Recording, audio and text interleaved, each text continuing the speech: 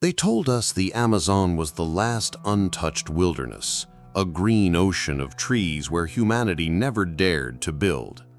They were wrong. For centuries, the world believed in a lie, a pristine paradise that never was.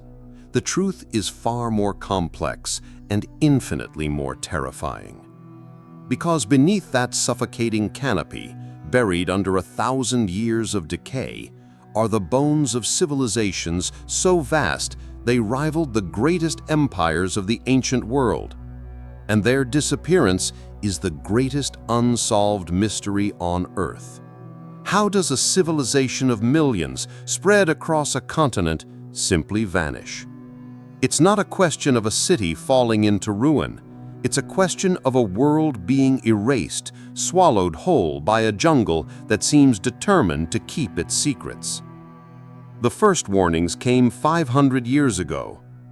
In 1542, the Spanish conquistador Francisco de Orellana drifted down a colossal, unknown river. His chronicles speak of what he saw: endless cities lining the banks, gleaming white in the sun, with populations in the hundreds of thousands. He described wide paved roads, advanced arts, and formidable armies. He was ridiculed. His accounts were dismissed as the fever dreams of a desperate man, hallucinations born from starvation and greed. Europe couldn't conceive of it, and Eden could not also be an empire. The Amazon was declared a counterfeit paradise, too wild, its soil too poor, its environment too hostile for anything more than scattered primitive tribes. For 5 centuries, Orellana's testimony was a ghost story, a footnote in the bloody history of exploration. But the forest remembers. Indigenous legends whisper of the ancestors, the people of the before time, who commanded the earth and sky. They speak of garden cities, of vast agricultural lands engineered from the notoriously infertile soil, of a population so numerous it was like a blanket of stars across the forest floor. They speak of a sudden silence, a time when the drumming stopped, the cities went dark, and the great roads were reclaimed by roots and vines. It's a story of a great forgetting, a cultural amnesia so profound that the descendants of this mighty civilization lived for generations atop its ruins without knowing what slept beneath their feet. A silence so complete it lasted until our own time, until technology gave us eyes that could finally pierce the leaves. And what we began to see was impossible. Unnatural shapes, perfect squares and circles etched into the earth, visible only from the sky. Geometrical patterns stretching for miles, too precise, too intelligent to be the work of nature. The jungle, it turned out, was not a garden. It was a mausoleum. The silence wasn't emptiness. It was the sound of 1,000,000 ghosts waiting to have their story told. And the first clue to their fate wasn't found in a lost temple, but in the soil itself, a strange black earth with an unnatural secret.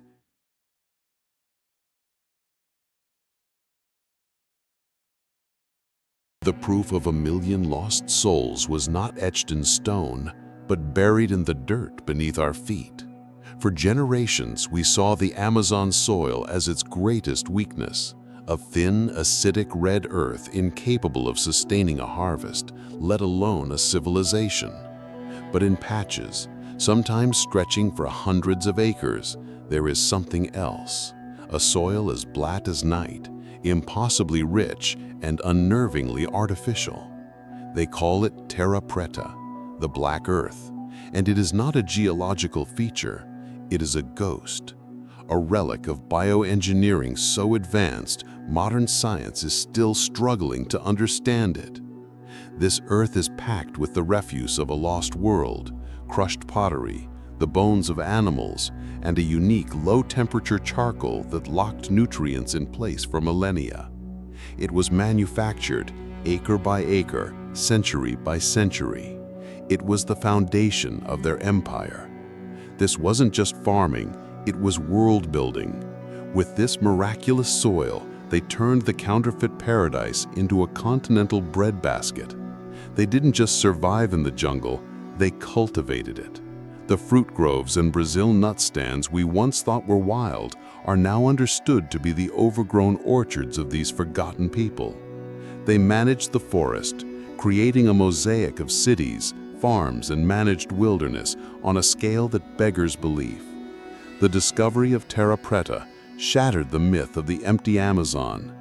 It proved that millions once thrived there, and it made their disappearance all the more frightening, because a people who could engineer the very earth they walked on do not simply fade away. They are extinguished. Then, as deforestation began to peel back the skin of the jungle, we saw something more. Etched into the newly bared land were colossal shapes, perfect circles, squares, and long straight avenues connecting unseen points, some running for miles. These are the geoglyphs. Too vast to be seen from the ground, their meaning is lost to time. They were not cities for the living, but perhaps centers for the dead or for the gods. What ceremonies took place within these massive earthen rings? What cosmic alignments were they built to track? Standing inside one is to feel an unnerving sense of order and intelligence in a world defined by chaos. It feels like standing in the blueprint of a forgotten faith. The soil proved they could live here.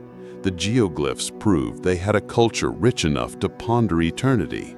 But these were still just scattered fragments, the disconnected ruins of a puzzle. We saw their foundations, we saw their temples, but where were their homes? Where were the cities Orellana swore he saw? For centuries, the dense triple-layered canopy kept that final secret locked away, until we deployed a weapon that could see through time itself. Light. And when the first laser scans returned, we saw that the true horror wasn't what was lost, but what was still there, hiding in plain sight.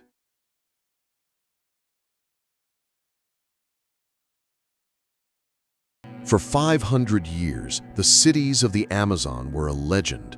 Then, in a single flash of light, they became a fact. From the belly of an airplane flying miles above the canopy, we fired billions of laser pulses down into the green abyss. Most were reflected by leaves, but millions pierced the gaps, striking the forest floor and bouncing back, carrying with them the secret shape of the world below. As the data rendered, we watched a ghost materialize on the screen. The trees, the vines, the undergrowth, all of it was digitally erased, and in its place, a perfect sprawling city grid emerged from the darkness, its existence in indictment of centuries of disbelief. We were looking at the ghost of a metropolis. The technology is called LiDAR, and it is less a tool of science than a form of time travel. It allows us to see the Amazon, not as it is, but as it was. And what it revealed has forced us to rewrite the history of the Americas. In places like the Llanos de Mojos in Bolivia, the scans uncovered the world of the Casarabe culture. This was no simple collection of villages. We saw vast urban centers dominated by conical pyramids and massive earthen platforms, all aligned to the stars. We saw a web of immense raised causeways, some over 30 feet wide and arrow straight for miles, connecting a constellation of settlements. We saw an intricate network of canals, reservoirs, and fish weirs, a hydraulic engineering system that controlled the landscape's seasonal floods. This was a civilization that commanded water and earth on a monumental scale. And they were not alone. Across the Amazon basin, in region after region, the laser ghosts appeared. Dense, low-rise cities built in precise patterns, surrounded by rings of defensive moats and palisades. Some were clustered into neighborhoods, indicating a complex social structure. They were true garden cities, masterpieces of sustainable urbanism that integrated the forest rather than destroying it. They managed their world with a sophistication we are only now beginning to appreciate. The scale of it is staggering. a web of interconnected societies, home to an estimated 10 to 20 million people, flourishing for over 1,000 years. Francisco de Orellana wasn't hallucinating. He was one of the last people to see this world alive. The LiDAR scans prove with chilling, mathematical certainty that the cities were real. They confirmed the scale of the population. But this perfect all-seeing eye shows us only the stage. The actors are gone. It reveals the silent architecture of their lives, but offers no clue as to the nature of their deaths. And so the greatest question remains: what kind of event, what unstoppable force could empty a continent? What plague, what war, what cataclysm could silence 20 million people, leaving their cities to be swallowed by the trees, waiting for a laser to call their names a millennium later?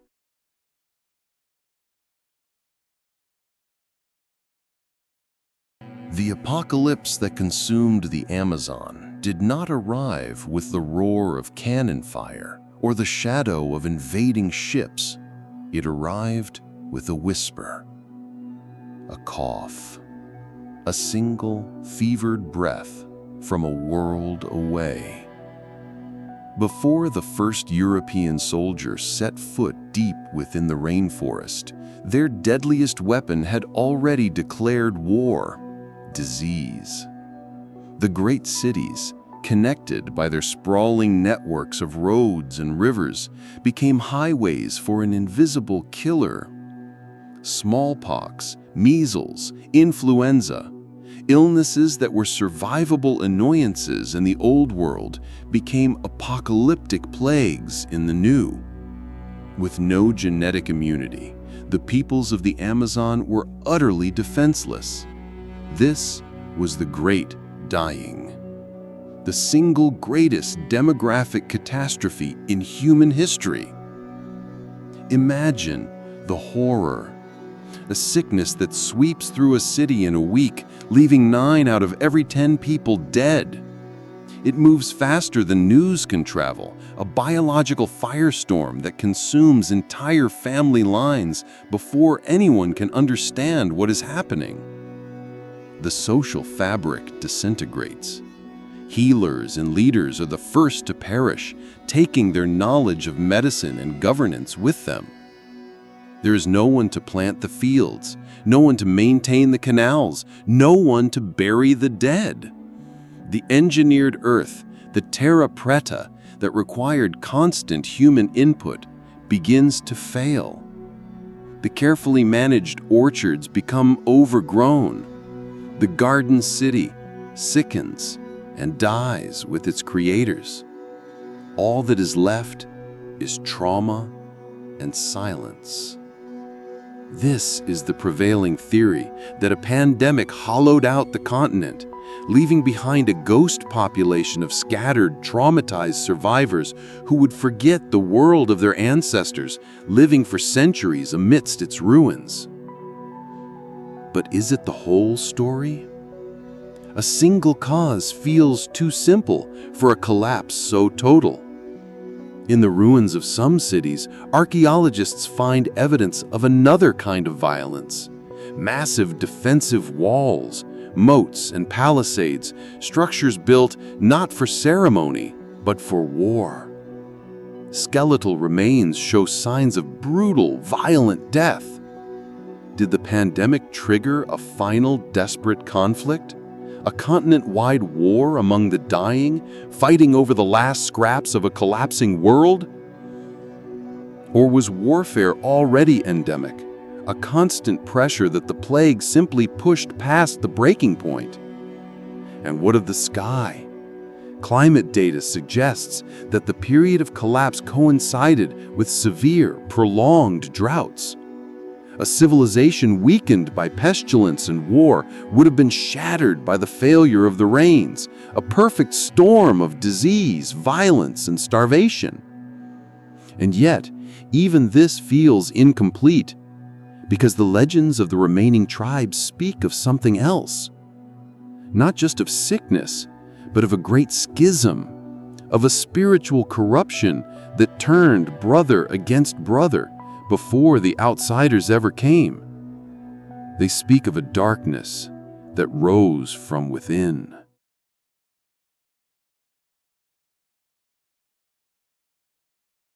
What if the jungle wasn't the enemy? What if the cities were? The most chilling theory for the Great Vanishing has nothing to do with a foreign virus or a failing climate. It suggests the Amazonian civilization was not murdered, but that it committed suicide. It posits that before the first European disease arrived, a sickness of the mind, a violent schism of the soul, had already begun to rot the empire from within. We look at the Great Pyramids, the causeways, the engineered earth, and we see genius. But what if, to the people who lived there, they eventually came to see a prison, a monument to a brutal hierarchy built on the backs of an oppressed class demanding a price in blood and labor that became too high to pay? There are whispers of this in the archaeological record. While some sites show signs of external warfare, others suggest something more like internal strife, a desecration. Temples that appear to have been systematically dismantled, idols deliberately shattered, elite residences burned while commoners' homes were left untouched. It is the signature of a revolution, a violent, ideological purge where the people rose up not just against their kings, but against their gods. In this scenario, the geoglyphs were not abandoned, they were desecrated. The causeways were not just neglected, they were rejected as the arteries of a corrupt and unsustainable system. The Great Dying may have finished the job, but the civilization was already a hollowed-out corpse, ravaged by a civil war of belief. The legends of their descendants are haunted by this possibility. They tell stories not of a golden age, but of a time of arrogance when the ancestors grew too powerful and challenged the natural order of the forest. They speak of a great madness, of spiritual leaders who led their people astray, demanding ever greater sacrifices to appease silent gods. These are the cultural scars of a profound internal trauma, a memory of a society that in its ambition broke a sacred law and was forced to pay the price. Perhaps the most radical theory is not one of death, but of choice. What if, faced with this internal decay, vast numbers of people made a conscious decision to leave, not fleeing in terror, but walking away in defiance, a mass exodus from the cities, a deliberate rejection of the urban world they had built in favor of a return to the decentralized, nomadic life of the deep forest? Perhaps the tribes that explorers met centuries later were not the scattered remnants of a plague, but the proud descendants of these revolutionaries, the keepers of a secret choice to let their world die so that their people might live. But even this choice could not save them from what was coming across the ocean.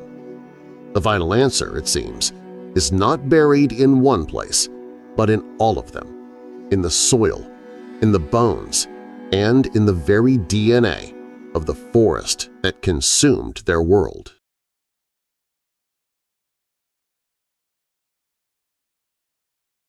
In the end, we search for a single culprit, a simple answer to an impossible question. But the ghost of the Amazon was not slain by a single blow. It died the death of 1,000 cuts. The final truth, written in the soil and the genes of the trees, is that this was never one event, but a cascade of failure, a perfect storm of apocalypse. The society was already straining, its foundations perhaps cracking under the weight of its own complexity, its people possibly rising up against the very gods who demanded such monumental works. Into this brittle world came the punishing droughts, the failing rains that stressed a system already near its breaking point. And then, into the fractures of this weakened world seeped the plague. The invisible killer didn't find a healthy body to infect. It found a civilization already bleeding, and it delivered the final, septic shock. The chaos of this end is almost unimaginable. A world of dying gods, of civil war, of starvation, all consumed by a pandemic that left no one to record the fall. But the greatest revelation is not how they died. It is what they left behind. We were wrong to call the Amazon a wilderness. The jungle we see today is not a monument to their absence, but the last living testament to their presence. This forest is a garden that has been left to run wild for 500 years. The incredible biodiversity, the clusters of domesticated plants, the very composition of the canopy, it is all an echo of their world. They didn't just inhabit the Amazon, they built it.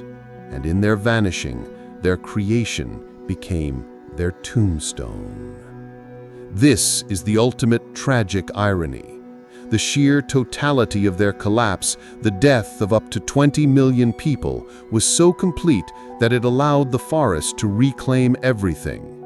Their disappearance was so absolute that it erased them from history, creating the very myth of the virgin wilderness that blinded us for so long.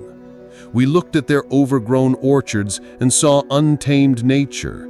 We stood upon the black earth of their cities and saw only jungle soil. We were walking through the ruins of an empire and calling it empty.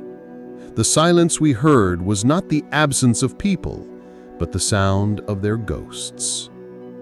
Today, as the lasers continue to peel back the leaves, the true map of this lost world is emerging. We are the first generation to see it, but we are only seeing the bones. The spirit, the language, the stories of the people who lived here are likely lost forever, carried away on the fevered breath of the great dying. They did not simply vanish, they became the forest. And their story is a chilling reminder that even the greatest civilizations are fragile, and that a world can be forgotten, buried under nothing more than a canopy of leaves, waiting for a ghost to call it home.